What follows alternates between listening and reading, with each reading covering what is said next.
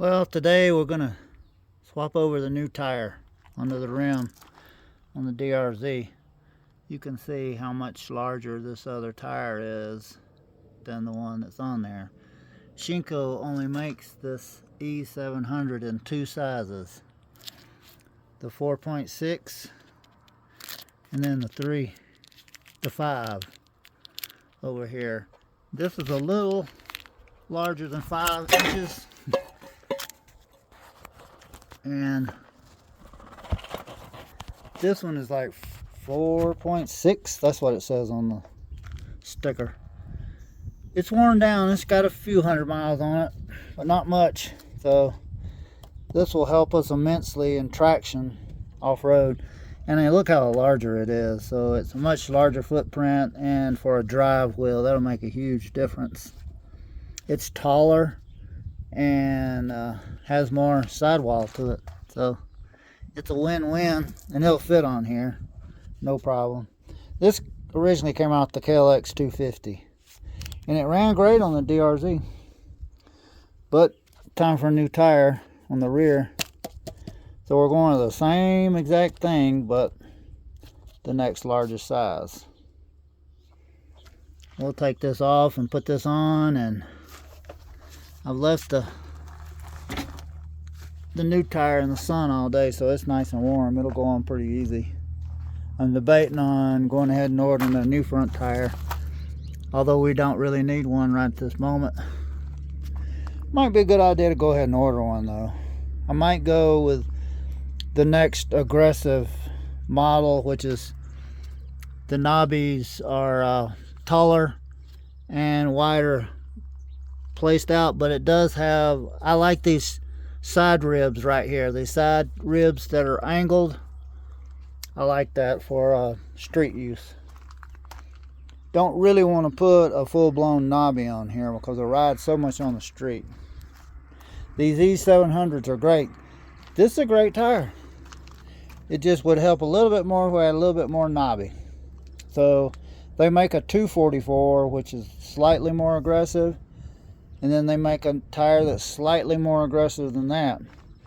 And you have to be careful on which one of these tires is DOT approved. So this is DOT approved, the next one is DOT approved, the 244, but I don't think the 246, I can't remember all the names. It's not, the most aggressive is not DOT approved. So we'll get to taking the air out of this. Take the tube off of there, out of there, break the bead, take the tube out, and then take the tire off and put the new tire on. Well, we've got it to this stage right here where we're pulling the tube out. We broke this one edge here. That allowed us to get inside where we pull the tube out. Now I will tell you, these 4mm, these really thick tubes, they take up more room, so once you get it on the rim, it's really hard to get the tube off of the rim. So you'll need to get something to, you'll want to touch this, but you need to pry up the tire so you can get it out of there. You start on the opposite side where the valve stem is. So you'll get here, you'll have to pull the valve stem out. So that's where we're at right now. Once we get the tube out, it'll be a piece of cake after that. Alright, we've got the tube powdered. We've got the inside of the tire carcass powdered. We're going to put it on the rim the correct way. It's rotational. You see the arrow? You always want to put that on the drive side so you know you're going right.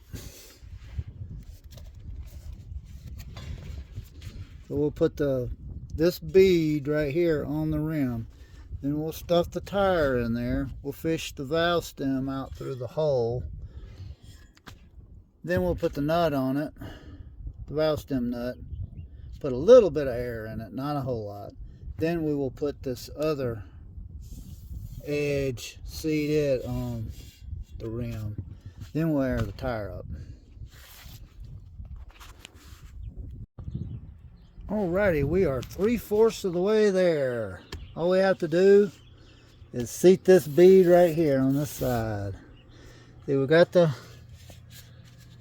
tube in there. So what we'll need to do now is soap up this right here on the tire. So when it goes over this edge, it'll just... So I've got some soap especially for this, but it's in Mesa, Arizona in our storage. Like it's doing us a lot of good there. So any kind of soap will do. You just want this, when it gets over the edge, this rubber, you know, will grab the aluminum. So you want something to help it slide over the edge. That's what we're going to do next. Alright, we got the bead started. You see we got it started right here. We got our lock in place. Let's keep going around. Probably end up putting another lock somewhere right in here. And then we got it whooped after that. But I like to start over the opposite of the valve stem when I seat the bead. See how quick the soap dries? I've already soaped it and it's already dried, so you have to be real quick at it. It's best just to apply right where you're going to be slipping, then put some more on, you know, work it a way around. Well, we got the tire changed. Wasn't too bad.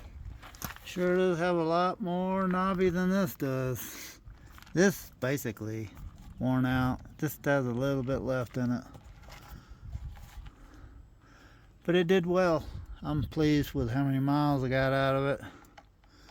These are much taller tire, like an inch taller. I can definitely feel it when I get on the bike, and they're wider.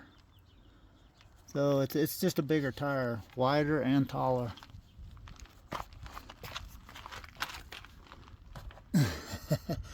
And definitely round rather than flat. Wasn't too bad. I've got the chain adjusted too, so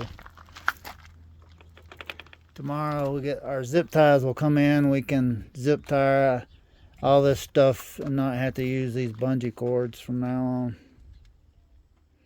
And tomorrow I get my two-way water spigot, so we can wash off stuff if we need to. Yippee.